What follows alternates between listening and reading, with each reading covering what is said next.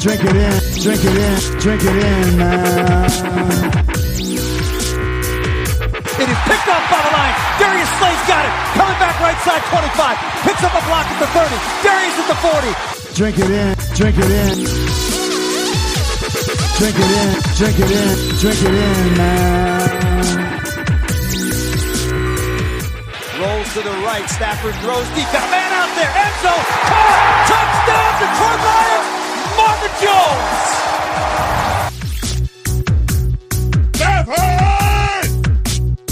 Drink it in, drink it in. Touchdown, Detroit Lions. Cornbread.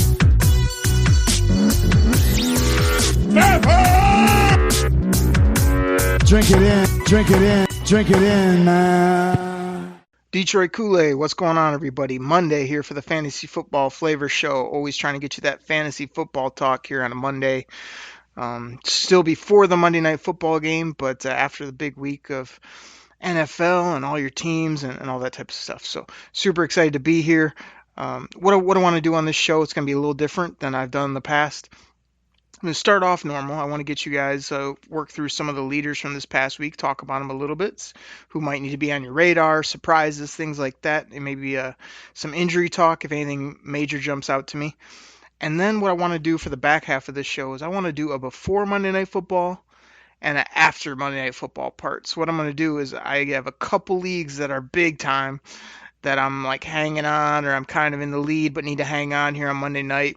This is a Monday night game where we've got the Chiefs and the Chargers, two teams that I think have a lot of people on both sides offensively that will impact your fantasy roster. So I'm going to tell you a little bit about the guys I'll be looking at tonight, what I think will happen, will I win, will it be close, and then I'm going to actually turn on the mic after the game or early tomorrow morning and give you guys kind of what really happened. Did I get the dubski? Did I fall short? And we'll have some fun that way. So let me see here. Let me get the old soundboard going. See if I can't hit you guys with a little bit of that 2-minute drill. Now, one thing I wondered is, like, has anybody been checking out Prime Time on ESPN Plus?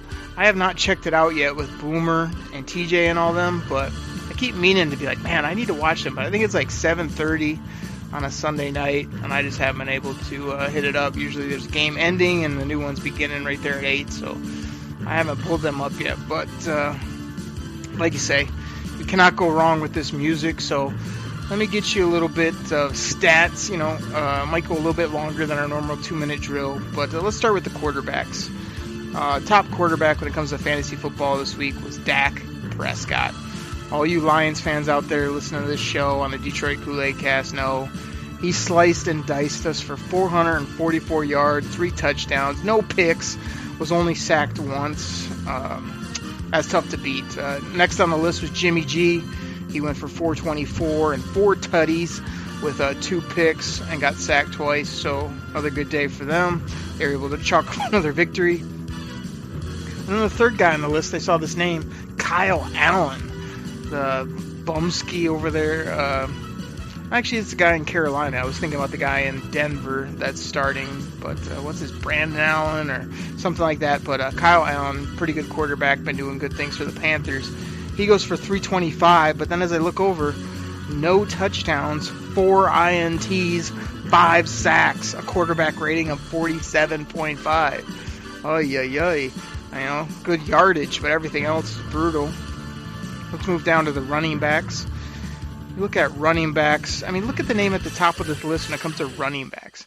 Jonathan Williams of the Indianapolis Colts. Now, what's funny is one of the big matchups I'm trying to win, the guy had Marlon Mack.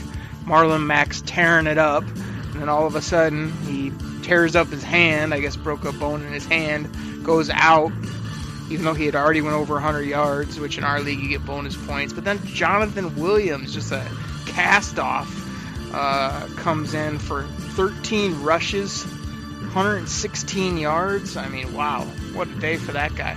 Next on the list, the guy you wouldn't expect, Gus Edwards. I guess everybody had stats with the Baltimore Ravens. They just absolutely trounced the Houston Texans. Thanks a lot, Deshaun Watson. You killed me in a couple of my leagues.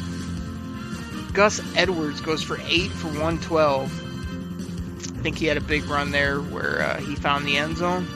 And then you got Josh Jacobs after that. Rookie's just been balling out, doing real good things. So those are your top 3 rushers. Let me look down here at the receivers. Receiving leaders. This is wideouts and tight ends included. Michael Gallup killed the Detroit Lions as well. And how did he kill them? What were his stat line? 9 for 148. Somehow he didn't find the end zone, but 9 for 148. Just making crazy plays all over the field. Not good if you're a Detroit Lions defense. Next guy on the list, wide receiver Calvin Ridley for the Atlanta Falcons. He went for 8 catches, 143 and a touch. That's always good when you get those kind of numbers. And John Brown. I know I got my music on loop here. John Brown went for 9 catches. John Brown's usually a guy with Buffalo, formerly of Arizona and Baltimore. John Brown's usually a guy who catches like 2 balls for 75 and a touch. But he goes for 9 here for 137 and 2 end zone drops. Are you kidding me? Like, big time day for John Brown and that Buffalo offense. Look at the next 2 names on my list. Devontae Parker. Oh my goodness, he's coming out of the woodwork finally after everybody had quit on this guy. 7 for 135. I guess this Miami Dolphins, they're probably just throwing all day. Another 37-20 loss.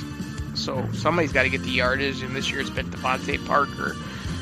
And then look at this guy, Deebo Samuel, starting to have some days for San Francisco. I see you, rookie, a guy wanted in a Detroit Lions uniform to be a slot receiver and a big play type guy. A lot of grit to him. He's been tearing it up. And my guy Stefon Diggs for the Minnesota Vikings was kind of having a ho-hum nothing day, and all of a sudden I saw my score change on a big touchdown, 5 for 121, and a score that I think was a 40-50 yarder. So Stefon Diggs rounds out those receivers.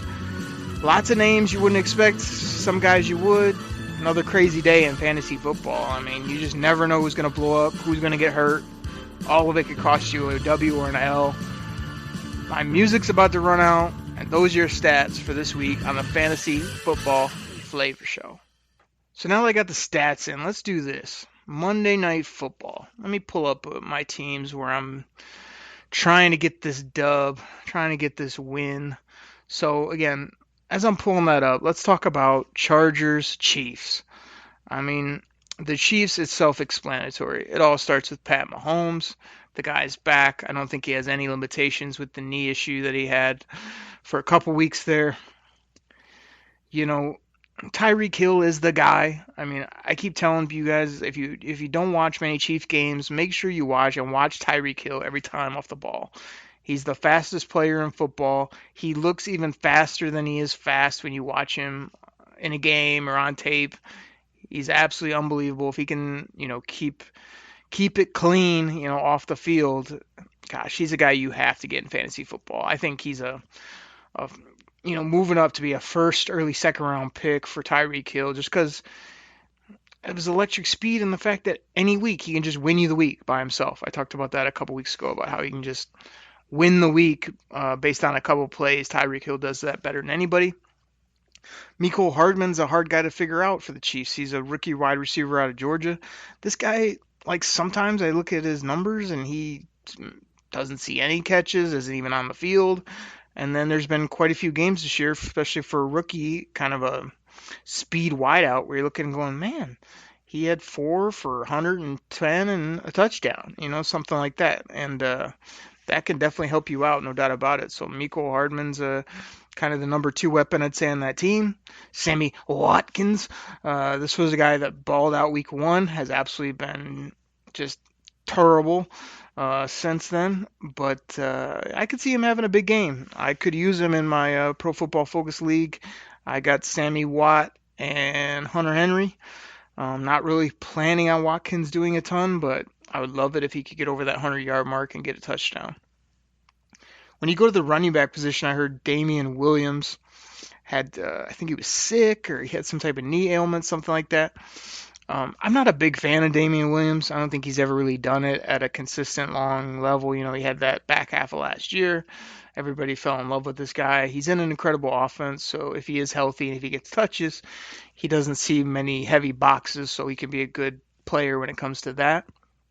But like I say, if he's not fully healthy, you know, they kind of shelve Shady McCoy. I still like Shady McCoy a little bit better in this offense. I know I've talked to people and they're kind of like, he's done. He's droppable. You know, if Shady McCoy's out there in your league or available, I'm trying to scoop him up because, you know, one injury to Damian Williams, one bad game, I could see Shady being back in there. Shady can still catch it, run it. You know, he's loose with the football. That's what gets him on the pine. Some of those fumbles, some of those stupid plays he has. But in that offense, I mean, Shady McCoy is the running back I'd rather have, to be honest. But I see them just winging it around tonight. I see big things from the receiver. And now we get to the tight end. Everybody knows Travis Kelce's the guy there in Kansas City, him and Pat Mahomes. So in the big league on ESPN that I want to win, it's with all my good buddies from back in the day. Probably been doing this league for over a decade. I think I got 1 or 2 championships, but I need to get back in the winner's circle. I have 127.5 points. The guy I'm going against has 117.5. Now, last night I had Allen Robinson and Aaron Donald, who both did nothing throughout the game. And then Aaron Donald came with a couple of huge sacks at the end of the game, which got me in this little 10-point lead that I have. It should have been more had Allen Robinson showed up, and I also kind of got the other team had some late points by someone as well. But I'll take the 10-point cushion, and it's Travis Kelce versus Hunter Henry straight up. We actually have a little team component in this where he has Kansas City, so if Kansas City wins, he gets a bonus 3. If they blow out the Chargers, that could go up to 5 or 6. So I'm hoping the Chargers can hang in this game. I don't see the Chargers winning it. And, just gotta, in this league, there's big bonuses. If you get over 100 yards, that's a big bonus. If you get, that yardage plus the bonus plus the touchdown, we're talking big points. So a 10-point lead is really not that much when you're talking about a player like Travis Kelce. Now, Hunter Henry, this was a guy that everybody forgot about. This is a smaller league, 8 teams, but super competitive, and I couldn't believe he was just sitting out there on the waiver wire. I think I scooped him up 1 or 2 weeks before he came back from, I believe it was his knee injury that he had. Scooped him up. He's basically been in my lineup ever since. I mean, the guy came right off the injury report, and, I mean, putting up great stat lines, focal part of that offense. He's a smooth football player. I've really been happy with how he's played coming off the injury. So I like Hunter Henry to be in the mix here. I mean, again, a normal type game is for him. I'd say is 40 to 60 yards, maybe a touchdown, a good game. You know, you're creeping around that 80 to 100 mark, and a touchdown. He has had multiple touchdowns in a game, but, and that Kansas City defense is terrible. So I'm really hoping that, Phil Rivers looks to find him. And even if I can just tread water with a 10-point lead, if Kelce doesn't get over that 100 mark and find the end zone once or twice, I should be okay. This one does worry me, though. I could see me showing up later, do the end of this podcast, and saying, oh my goodness, Travis Kelce, are you freaking kidding me? You had that type of game to steal a victory from me. But what I'm thinking is going to happen is going to be nip and tuck towards the end. I'm thinking they've got me projected to score 140, and ESPN says I have a 91% chance of winning right now. I would say I probably score around that 135 range, and I bet you the other team goes from 117. I'd say they're going to be in that 130 to 133-ish range. I think it's going to be anywhere from a 2 to a 5-point victory for my squad, which would be absolutely huge. I think if I win this one, I'm pretty much guaranteed a playoff spot. Could even maybe move all the way up to number 2, I believe, in our rankings for playoff seeds. So definitely you get that dub. Now the other league is another league we've been doing for a while. It's the league where I'm the double champ, the champ, trying to defend my belt, and I'm scratching and clawing to get in the playoffs. Right now, I'm on the outside looking in. I think I'm in fifth. 4 teams qualify for the playoff. Now, this one on paper looks like shouldn't be a worry. I'm up 144.5 to 105.5. So a good 40-ish point lead there. But I'm looking at this guy's team, and he's got Damian Williams, who I just talked about. Not a fan, but depending on where his health is, he could do some things. And Keenan Allen. Keenan Allen is always a guy that can blow up, too, for the Chargers. Now, the good thing, and the reason I feel like I got this in the bag, is because I got my boy, the guy that should have been a Detroit Lion at the trade deadline, Melvin Gordon III. Melvin Gordon is just getting it cranking. I can't see how people watch this guy.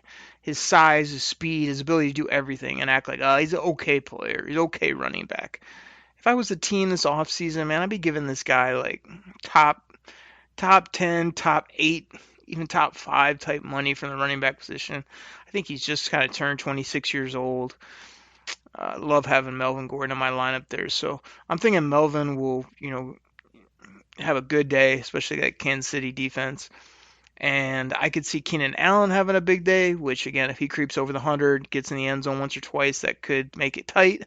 If he just has a pedestrian day, even yardage-wise, maybe he gets 80, 90, 75 yards, but doesn't find the end zone, I'll be fine because, Damian Williams had some big games last year. I don't want to write him off, but I'm just not chalking him up for a 20-point game. Keenan Allen could end up in that 15 to 30 type range. He's been known to do that, but both those players would have to go off, and Melvin would have to just do nothing in this ball game. And in Pro Football Focus, the guy has Austin Eckler. I'm hoping that Gordon gets the majority of the touches. Eckler's going to get some in the passing game, but get the ball to Melvin Gordon so that guy doesn't get points for Eckler. And in that one, like I said, I got Hunter Henry and Sammy Watkins. So hopefully those guys tear it up and give me the dubs. So that's my pre-Monday Night Football part. I'm going to pause the podcast. I'm going to come back either tonight or tomorrow, probably morning, or as soon as I get a chance, I'll knock out the rest, tell you what happened, tell you if I got the win. Everybody is going to be on the edge of their seats for this Monday Night Football game. We got Pat Mahomes, Damian Williams, Tyreek Hill,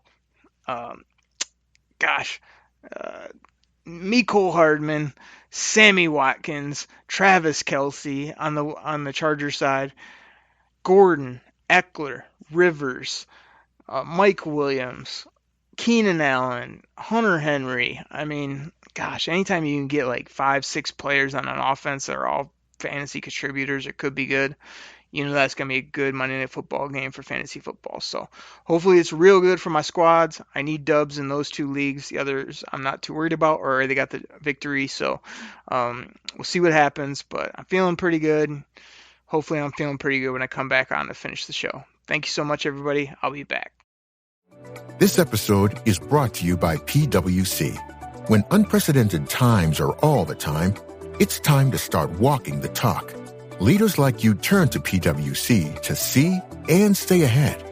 Upskill your workforce, use intelligent automation, and transform big ideas into breakthrough reinvention. Explore the human-led, tech-powered solutions that help you reinvent. It's all part of the new equation. Learn more at pwc.com. All right, everybody, I'm back. Now, where I ended the fantasy football flavor podcast, I was trying to do something different. I was like, all right, let me do part of the pod before Monday Night Football. I got a couple big matchups. Monday Night Football is always that final game of the week where you're sitting there. You might have a guy or two playing against a couple other people. A play here or there can swing it for you. So I set it up for you guys before the break. I talked about, I had Hunter Henry. Another guy had Travis Kelce. Let me get to that in a moment. First off, the other matchup I had, I had Melvin Gordon. The other guy had Damian Williams and Keenan Allen. I got a nice win there. I had a really big cushion, I think a 40-point cushion. Keenan Allen didn't blow up, and Damian Williams got hurt. So that was no issue. That's a big win. That gets me in the playoffs as of now in that league, which was big. but I want to spend the majority of my time talking about the Hunter Henry Travis Kelce matchup. This was one of the biggest gut punches I've ever had. Probably, I'm hesitant to say the most because there might have been another one that maybe made me miss the playoffs back in the day or a couple years ago.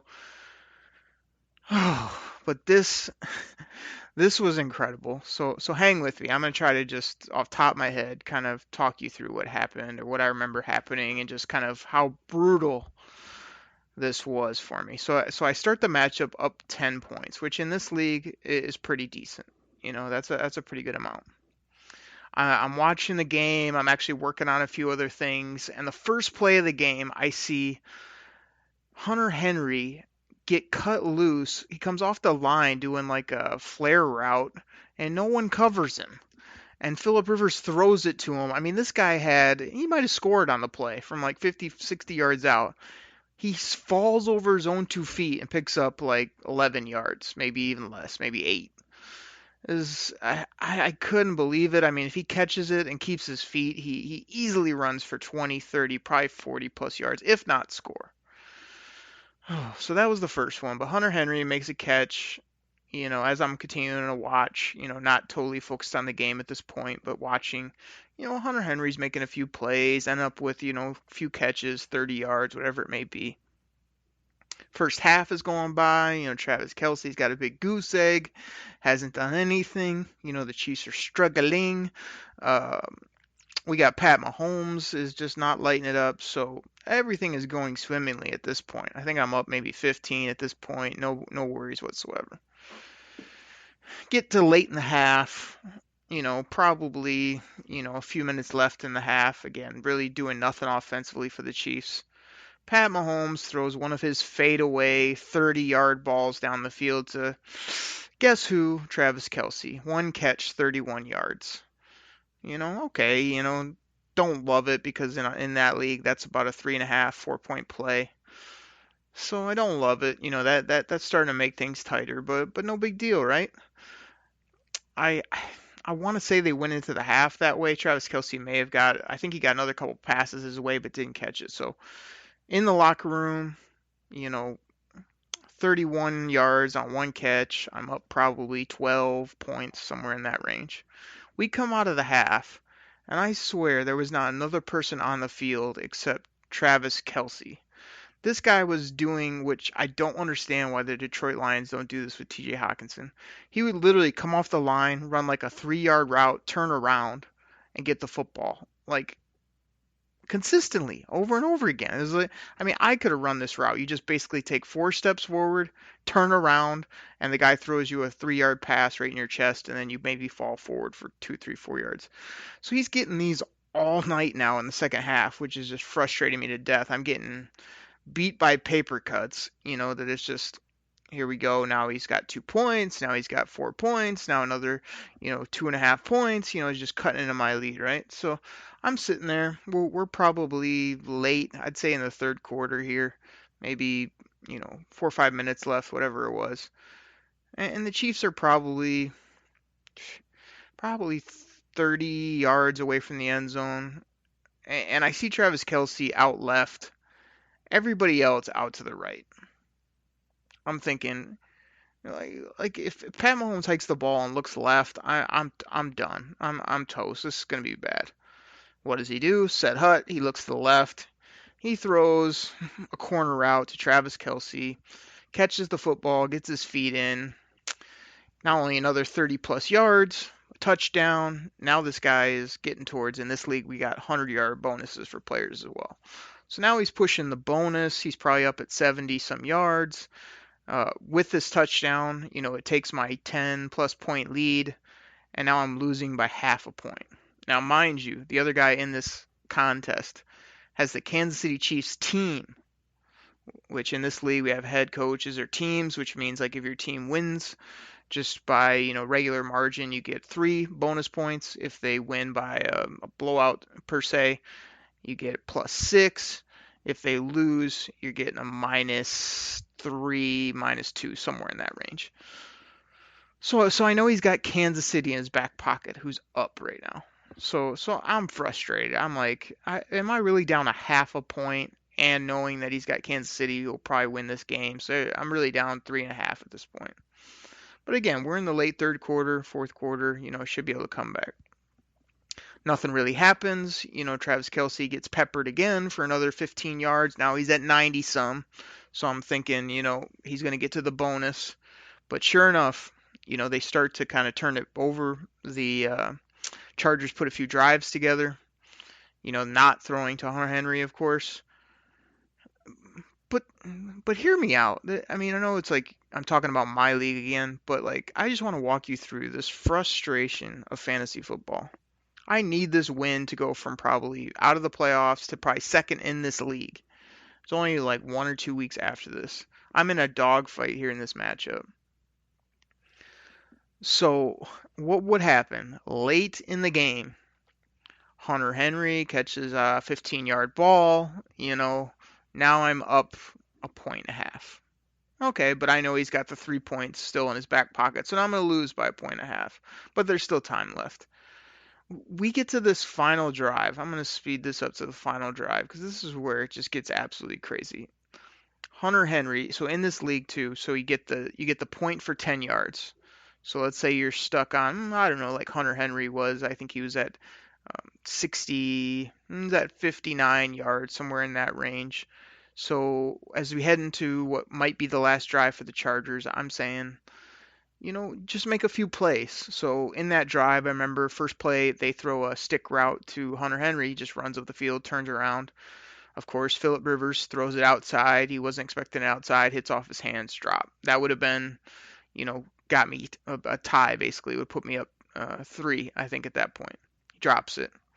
Comes back, makes another play, get up a few points, whatever it is. We get to the final drive of this football game. I'm like, all right, Travis Kelce isn't going to get his bonus, which is crazy. He stopped at 92.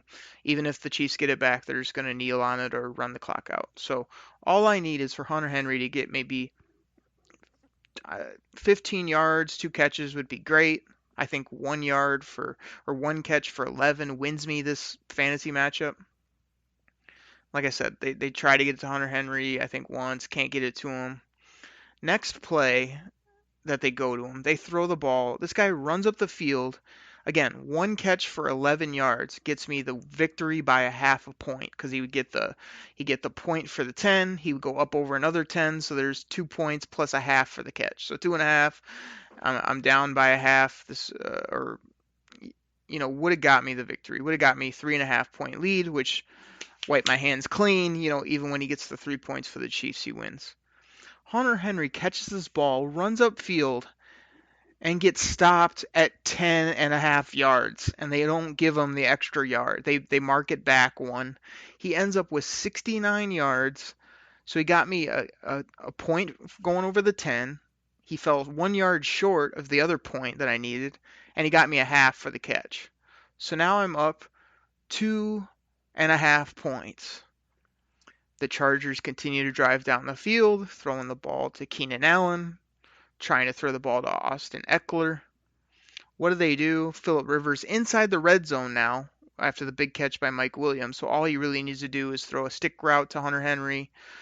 A touchdown to Hunter Henry would have been great inside the 15, I believe they were at the time. What does he do? Phillip Rivers throws just a terrible pass on first down to the right corner. Not open, totally covered, interception. I look at the scoreboard. I know that I'm only up 2.5.